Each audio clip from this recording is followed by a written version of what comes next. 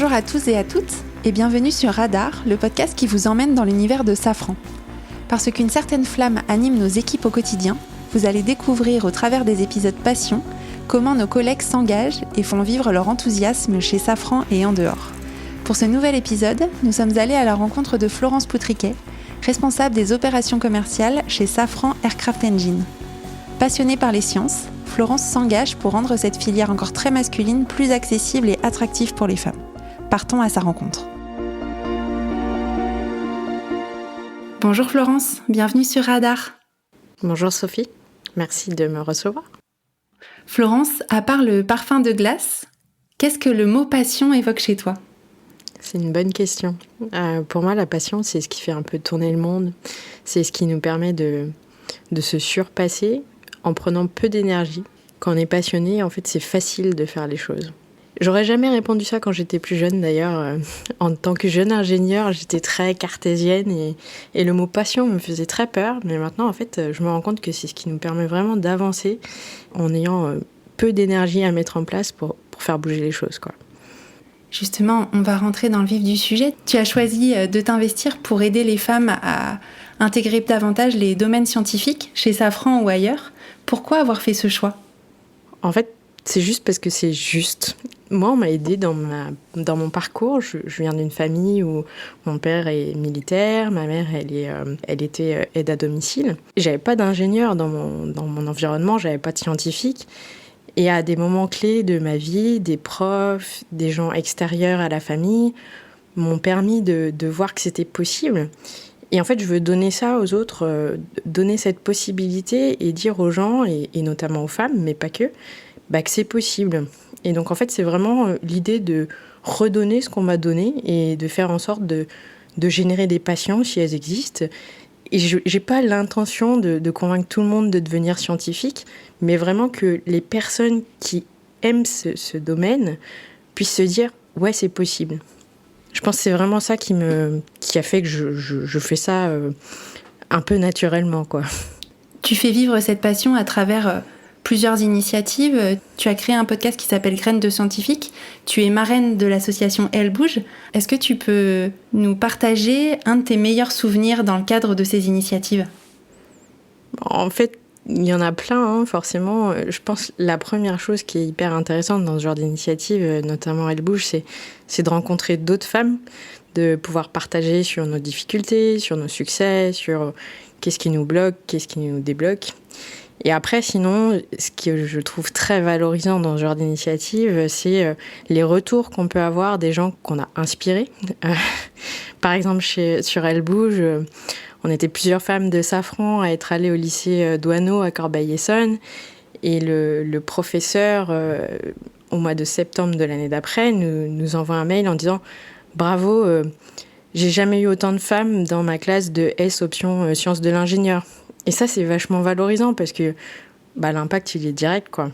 Autre exemple, sur mon podcast, cette fois, j'ai une prof de sciences qui m'a écrit, donc elle est au niveau lycée BTS, et elle m'a dit « Ton épisode sur « C'est quoi un ingénieur ?» je vais l'utiliser en classe. » Alors, c'est très marrant parce que le slogan quand même de mon podcast, c'est Graines de scientifiques pour les petits curieux dès 4 ans. Donc j'imagine tout à fait la tête des lycéens quand ils vont entendre le podcast des petits curieux dès 4 ans.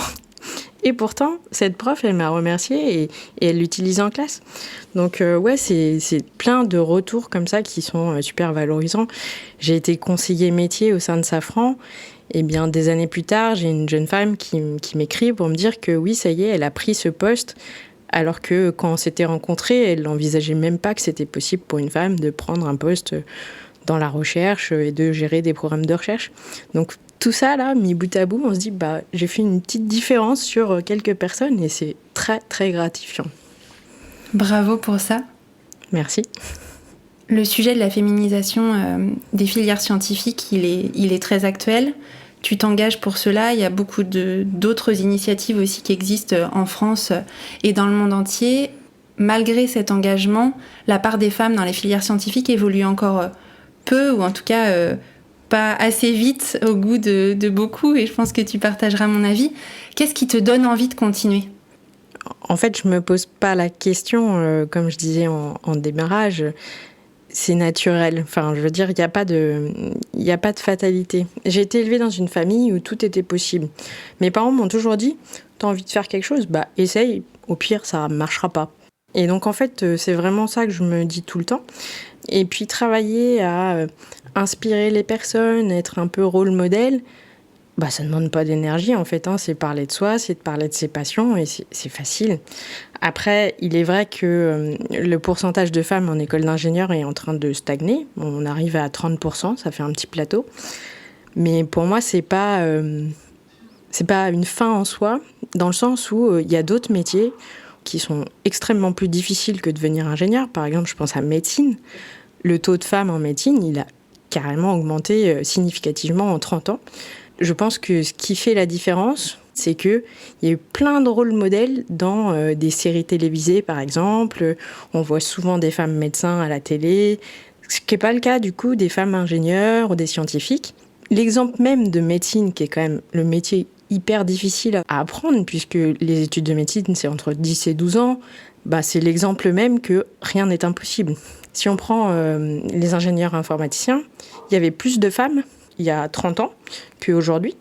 Et pourtant, ne pas avoir de femmes ingénieurs informaticiens, c'est un drame pour la société, parce qu'il va y avoir plein de biais dans les algorithmes, et les algorithmes dominent un peu le monde de nos jours, qui seront liés au fait qu'il n'y a pas assez de diversité dans ces équipes.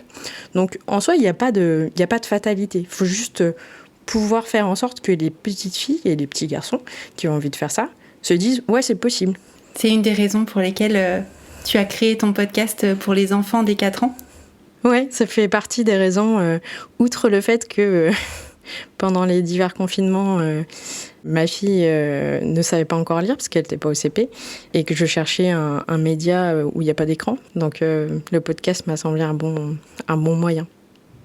J'aimerais bien aussi avoir ton avis sur aujourd'hui ce qui freine les femmes à aller dans des filières scientifiques et à prendre aussi des postes dans les entreprises. Je pense que c'est bien mieux documenté par des chercheurs que moi, mais la première chose, je pense, c'est l'autocensure. Se dire que c'est pas pour moi, je n'y arriverai jamais. En fait, les femmes réussissent tout aussi bien que les hommes, et notamment pendant les études. C'est la connaissance du milieu. C'est plus facile de se projeter dans un poste si on connaît quelqu'un qui nous ressemble vaguement que si on connaît personne. Et il y a tout un travail forcément sur les stéréotypes de genre à l'école. Pour avoir une fille justement à l'école, c'est incroyable tous les stéréotypes qu'ils engrangent à l'école. Alors je ne sais pas si c'est dans la cour de récré ou de manière inconsciente via les livres, mais c'est assez incroyable. Alors qu'en fait, il n'y a rien qui dit que les maths, c'est pas pour les filles, quoi. Donc ouais, je pense que avoir davantage de rôle modèles et des personnes à qui s'identifier, ça fera toute la différence, et de se dire oui, ce métier, il est peut-être pour moi en fait. Comment tu as envie de continuer à t'engager sur ce sujet de la féminisation des filières scientifiques ? C'est une bonne question. Je ne sais pas exactement, mais je pense, oui, continuer déjà le podcast pour les enfants, continuer à être dans ces réseaux. Elle bouge, je trouve que c'est une super opportunité. Envoyer des femmes ingénieures dans les lycées pour que les jeunes femmes se disent ouais, c'est possible, et puis en plus c'est des horaires de bureau, donc c'est complètement compatible de la vie de famille. Je pense qu'il n'y a pas mieux en fait comme engagement. Donc oui, je pense continuer chez Elle Bouge et faire le podcast. Qu'aurais-tu envie de dire aux personnes qui nous écoutent et qui ont aussi envie de faire avancer une passion ? D'oser, tout simplement. Quand j'étais petite, je voulais être astronaute, puis après astronome, astrophysicienne. Au final, j'ai fini ingénieur en optique, ce qui est pas si loin que ça de astrophysique. Mon premier poste à Safran, c'était à Safran Reosc, qui fabrique des optiques et des systèmes optiques complexes pour télescopes et satellites. Et en fait, du coup, j'ai cette petite satisfaction de me dire, j'ai pas été astrophysicienne, mais j'ai contribué à construire les appareils qu'ils utilisent pour découvrir tout ça. Donc, ça, c'est vraiment chouette. Et puis, alors là, je vais m'adresser plutôt aux gens qui sont chez Safran, mais on a une diversité de postes et de produits au sein du groupe qui fait qu'on peut toujours suivre notre passion. Il suffit juste d'oser changer.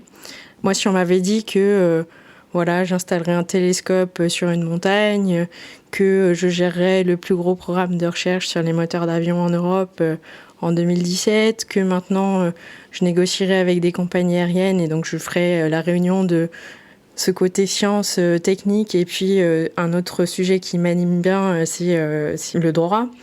Voilà, j'ai trouvé un poste qui allie 2 de mes passions. Et en fait, il y a plein de postes comme ça à Safran où on peut juste oser. Et si on veut se tester avant, on peut faire un green belt, on peut faire des innovations participatives, on peut se former en ligne. Et donc, en fait, il suffit vraiment de oser suivre sa passion. S'il y a un truc qui vous intéresse, la data ou décarboner l'aviation, postulez dans les directions techniques du groupe. Si vous avez envie de faire de la fabrication, allez dans les directions industrielles. Il n'y a pas de limite, quoi. Merci beaucoup, Florence. De rien, merci. Et vous, quelle est la passion qui vous anime ? Merci pour votre écoute et à très bientôt pour un prochain épisode de Radar.